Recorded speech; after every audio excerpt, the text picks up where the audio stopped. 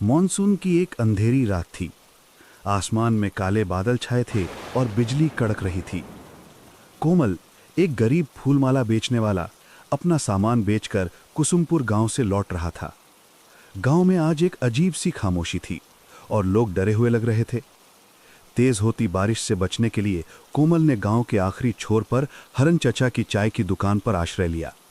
अरे कोमल, आ गए बेटा। इतनी रात हो गई और इस तूफानी मौसम में अकेले जा रहे हो। आज यहीं रुक जाओ, रात ठीक नहीं लग रही। नहीं चचा, घर पर मुन्नी अकेली होगी। उसकी चाची हैं साथ, पर वो मेरी राह देखती है। बस एक कप चाय पिला दीजिए, थोड़ी ठंडक दूर हो जाए फिर निकलता हूँ। जैसी तुम्हारी मर्जी बेटा, पर ध्यान से जाना। आगे बांस गली है और उसके ठीक बीच में पुराना शमशान घाट भी। लोग कहते हैं वहां अजीब अजीब चीजें दिखती हैं, अजीब आवाजें आती हैं। पूर्णिमा और अमावस्या के आसपास तो कोई उस रास्ते पर भूल से भी नहीं जाता। कहते हैं उस रास्ते पर भटकने वाली आत्माएं अपना साथी ढूंढती हैं। आप भी ना चच्चा उन गांव वालों की बातों में आ गए। मैं पिछले 10 साल से आ जा रहा हूँ। मानता हूँ डर लगता है, पर आज तक मेरे साथ तो कुछ बुरा नहीं हुआ। ऊपर वाला साथ है। बेटा, एक बात कान खोलकर सुन लो। मैं तुम्हें अपने बेटे जैसा मानता हूं। अगर जंगल में कोई पीछे से आवाज दे तो पलटकर मत देखना। कोई कितना भी रोए गिड़बिड़ाए, रुकना मत, चाहे वो आवाज कितनी भी जानी पहचानी क्यों न लगे। ये जंगल बेटा सिर्फ पेड़ों का नहीं है, यहाँ यादें भी दफन हैं, और कुछ यादें बहुत खतरनाक होती हैं। सीधा चलते जाना, रुकना मत। कोमल ने हाँ में सिर हिलाया, पर उसने चचा की बात को उनका बढ़ता हुआ उम्र का वहम समझा। चाय की गर्मी से उसके ठंडे पड़ चुके शरीर में थोड़ी जान आई। बाहर बारिश थोड़ी कम होकर बूंदाबांदी में बदल चुकी थी। कोमल ने अपनी पोटली उठाई, चचा को पैसे दिए और अपने घर की तरफ चल पड़ा। जाते जाते उसने देखा हरन चचा उसे दरवाजे पर खड़े तब तक देखते रहे जब तक वो अंधेरे में गायब नहीं हो गया। बांस का जंगल अब उसके सामने था। जैसे ही कोमल ने उसमें कदम रखा, माहौल एकदम बदल गया। बाहर की हवा का शोर और बारिश की आवाज अजीब तरह से दब गई थी।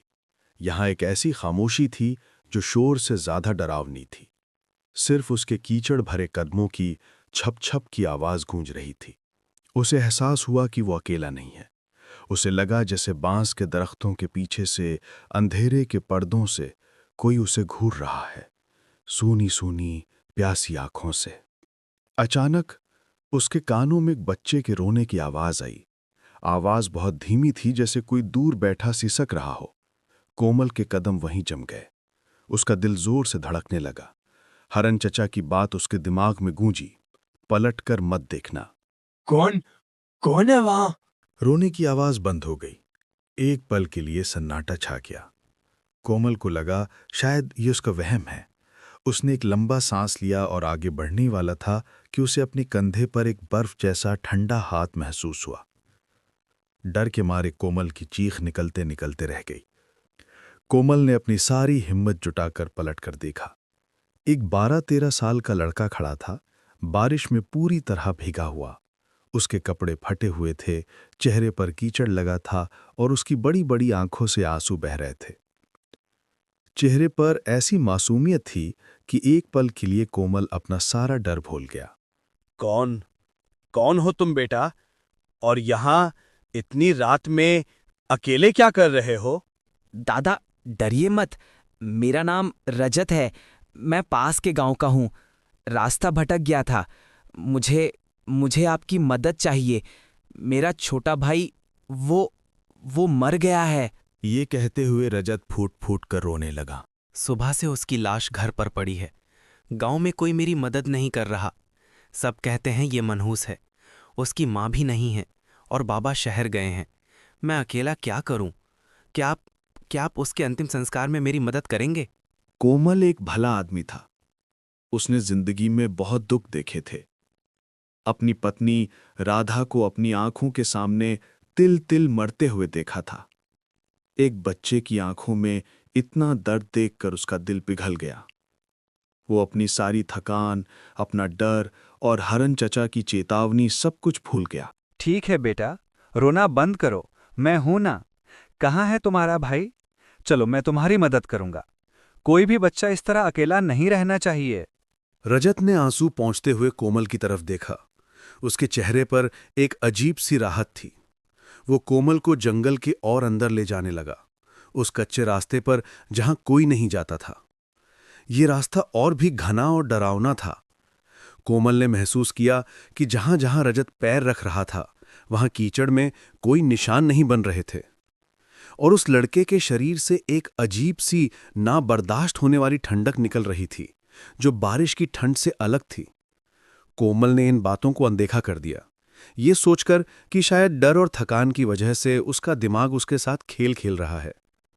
थोड़ी दूर चलने के बाद एक अजीब सी सड़न की बदबू आने लगी।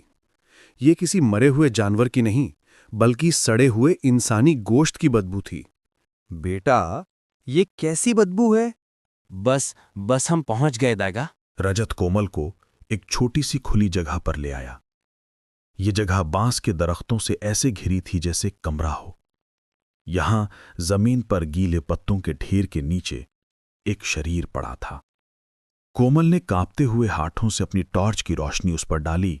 अगले ही पल उसकी आंखें डर से फट गईं और उसके मुंह से एक घुटी हुई चीख निकली। वहां जमीन पर एक लड़के की लाश पड़ी थी, पर वो सिर्फ लाश नहीं थी, वो एक भयानक मंजर था। जानवरों ने उसे नोच नोच कर खा लिया था। उसका चेहरा पहचान में नहीं आ रहा था। ये कौन है? तुम्हारा भाई? तभी रजत जो उसके साथ खड़ा था, उसने एक ठंडी लंबी सांस ली। वो सांस किसी जिंदा इंसान की नहीं लग रही थी। उसकी आकृति धुंधली होने लगी, जिसे पानी में रंग घुल रहा हो। वो हवा में उठकर उसी लाश के ऊपर मंडराने लगा।